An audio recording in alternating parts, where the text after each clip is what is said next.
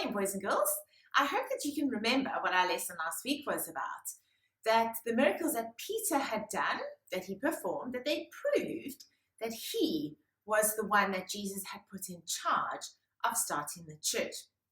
Now, for our lesson today, I need you to listen really carefully, because what I'm going to tell you may sound a little bit strange, but we have to really feel and understand what was going on at the time of the early church so that we can fully understand what this passage of Acts is wanting to teach us.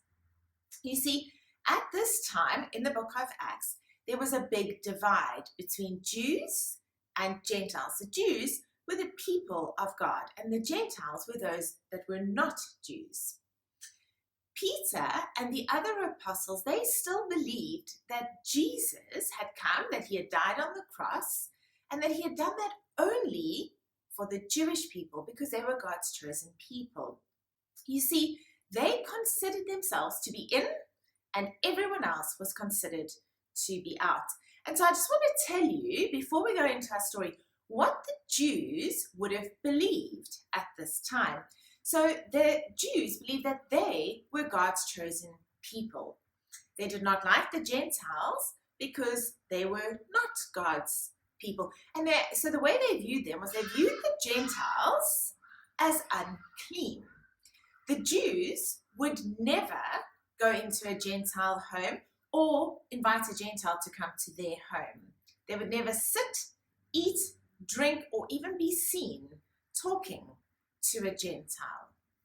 You see, boys and girls, back when God gave Moses the law, he gave him a list of foods that his people were not supposed to touch or eat, like lizards, pigs, and certain birds, like seagulls and hawks. God called those animals unclean. You can go read about it in Leviticus 11 if you're interested to know more. But what had happened was the religious leaders had stretched God's command, and they told the Jews that it wasn't just the food the Gentiles ate, but the Gentiles themselves that were unclean. Now, God never said that. So that is why Jewish people would not even go into the house of a Gentile.